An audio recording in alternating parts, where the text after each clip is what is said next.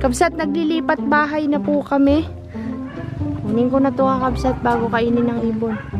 Wala. Ito. Wala naman. Aha. Ito, Momshi. Ito Indian ba to kabsat? Okay na labaw. Marunong kayo magtingin sa dahon.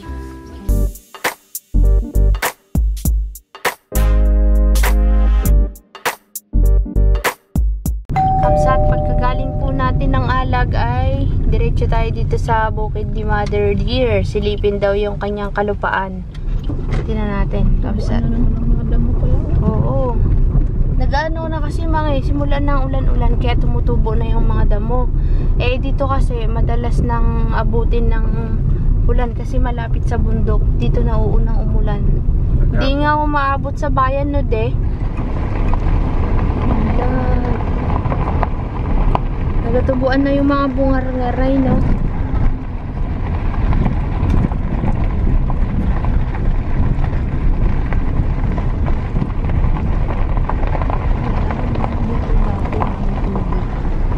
Wala na yan. Tuyot nga. Wala na makuhanan ng tubig. Tingnan natin yung mga pananim ko na itsura. Yan. Dito na lang din. At tayo po ay punta sa kubo, kabsat. Kamusta na ang bahay kubo ni nanay? Parang umulan dito kabsat kasi yung lupa.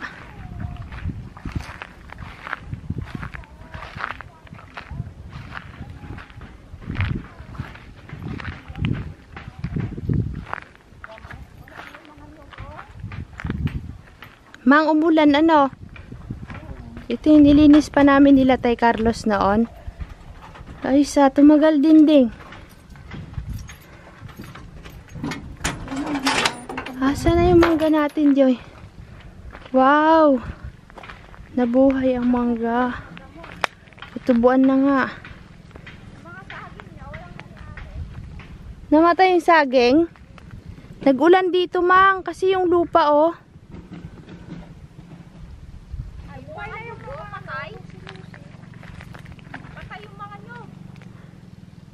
Pero yung mulberry ni nanay buhay. Oo, namatay yung nyug. Agay! Yung isa buhay pa. Kahit yung mga nandun malaki na patay. Hindi niya kinaya ang init. May isa lang Kailangan kasi naalagaan to sa diligay. Pero kakabsat, gumanda yung ibang mga dahon-dahon ng puno kasi nga nagsisimulang umulan ngayon kakabsat dito sa amin. Tingnan nyo yung mga nyug. Walang nag-survive. Ay, meron pa rin naman. Nagya na lang siyang ano. Naghihingalo na yung nyug. Patay, oh. Tsaka yun. 3. Sunod-sunod pala. 1, 2, 3. Ayan. Yung isa dun kakabsat ay medyo buhay pa naman. Pero dito nagsisimula na rin ho siyang tsugi. Ayan ding, oh. Tuyot na yung dahon. Pati yung palm tree ko doon. Pati yung alin? Nilalawaan ko yung sarap. Pati yung mangga. Yung mangga nakasurvive, saka yung mulberry. Matagal daw talaga ang buhay ng mangga, sabi nila Ate Rina. Aray ko po. Tingnan natin yung palm tree mo na nagagalit ka nakaraan. Tingin. Ikaw, Mang. Balik naman tayo sa sunod. Yung kaya lang natin dalhin. Balik tayo sa susunod na. Ay, oo nga sis.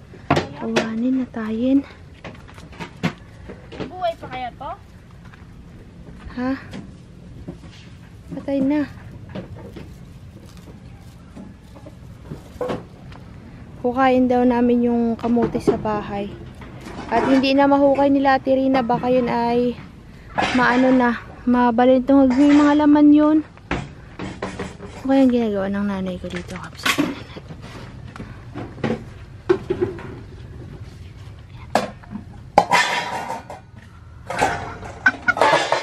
Nanay. Nay. Hi. Hi, ang hero. Saan isang hero? Ah, Bakit wala na isang hero natin? May hero pa ba ganon? Ay, bro, parang wala na. Ay, wala na. Aliso na lang. mapagbintang. Mapagbintang si Ma'am. Dala mo na dito yan. Ay, marutong na te. Naputo lang ang uso. Ano yan, Mamsi? Mang, baka may magalit, pinturahan mo daw tong kubo. Magulo kami. Huwag daw kayo magulo. Ano, baka hindi na magkasya dun. Padya ko. Dito na. Kabsat, naglilipat bahay na po kami. Oo nga, Mang. Kasi kakabsat, gusto na ni nanay i-surrender yung lupa. Hindi niya kaya alagaan. Ay, sabi ko, Alagaan daw, re-recovery. oo, babawiin kasi kabsat. Kasi itong lupa na to ay ano baga tawag dun sa ganun, Mang. Yung parang, yung parang asosasyon. Sa asosasyon. Pag gano'n, hindi magbayad. Oo, pag may meeting, may multa. Tapos kapag pag hindi ka nakatira dito, babawiin yung lupa eh. Sabi ko, surrender na, maghanap na lang ng bukid para masaka. Yun na lang. Mahal yan, try kami. 30,000 daw po kakalsat yung lot. Napakita ko na sa inyo yan eh. Itong area na to, Namin ay pagtuwa. simula dyan sa kubonan hanggang doon sa nililinis namin dati. Tapos yung isang lot doon, 30,000 po lahat sila magkasama.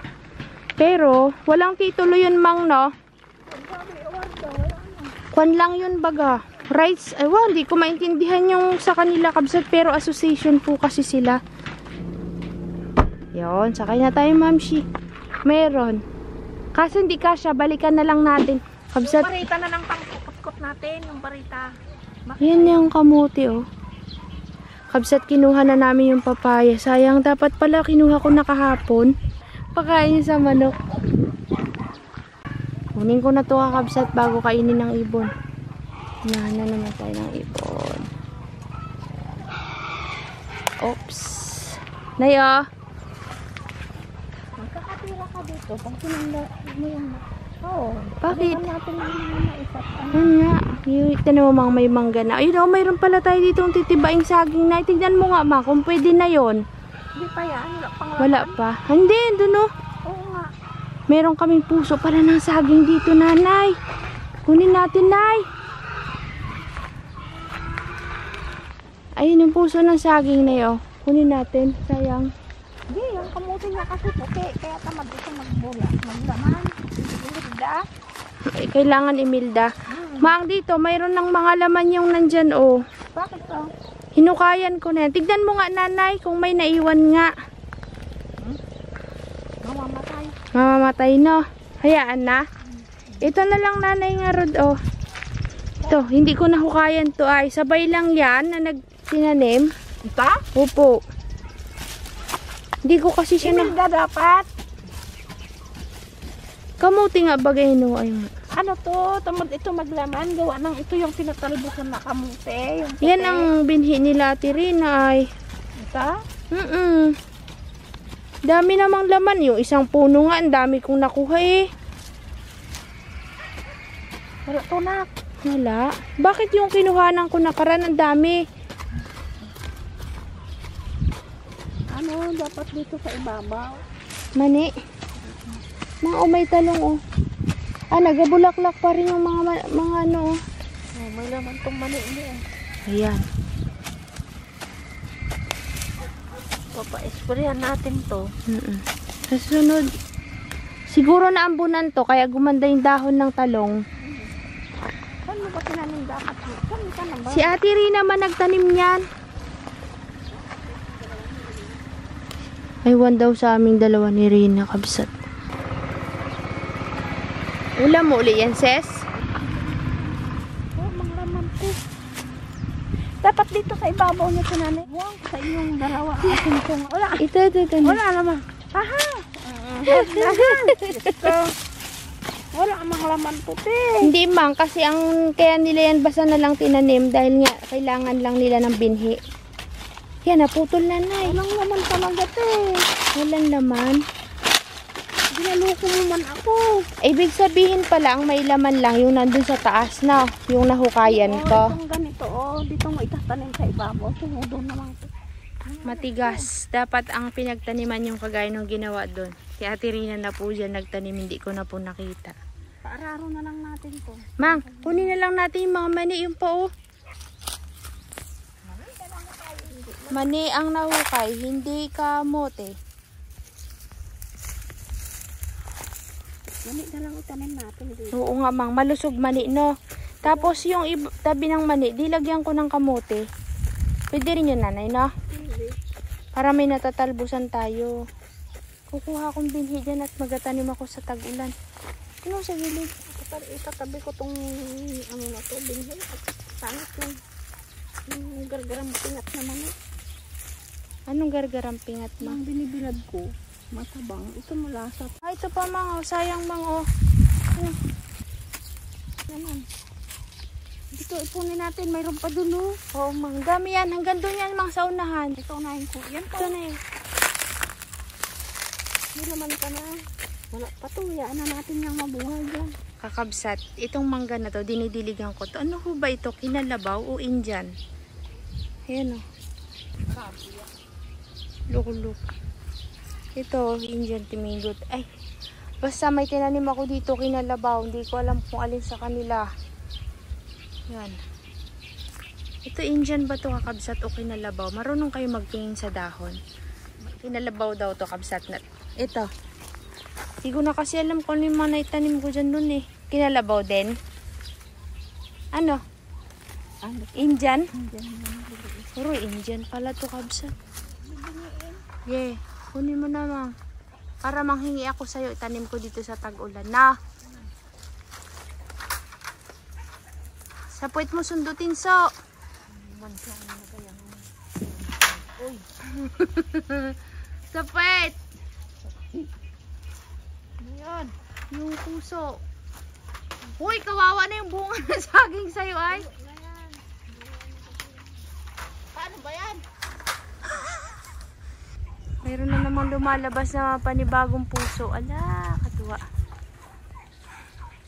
Sige, kaya mo yan. Huwag kang susuko.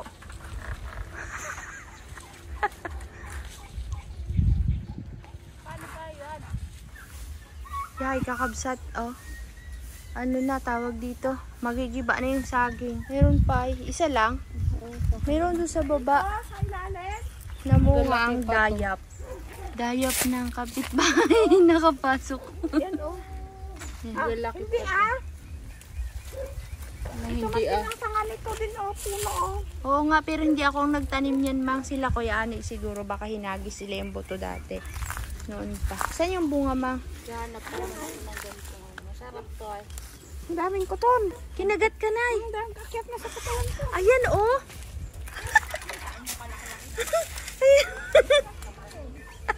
Ako ang nagwagi. Nakuha ko yung puso ng saging, guys. O, di. Ako ang nagwagi. Oh. Kabsat, oh. Pare. Ma'am, shh. Momshi. Momshi. Oo nga, bubukay din nga. Patanggal mo na yung mga saging. Magpagawa lang kami ng bahay ng manok, tas papalinis ko to. Sinanay problema to ay. Ah. Yung saging oh, may puso na. Ayun nga, hindi nga namin matanggal yan. Ay, namumunga ba ganay? Daming na-harvest ang person ah. Puso ng saging. Ha? Yun na lang natira. Matama namang. Tayo na. Tayo na guys. Mga na-harvest ng person, no? Dami. Nakadami rin ng mani si nanay pala, ano? Tayo na. Iniisip ko Let's bakit go ang dami. guys. Nabulot ko kunti.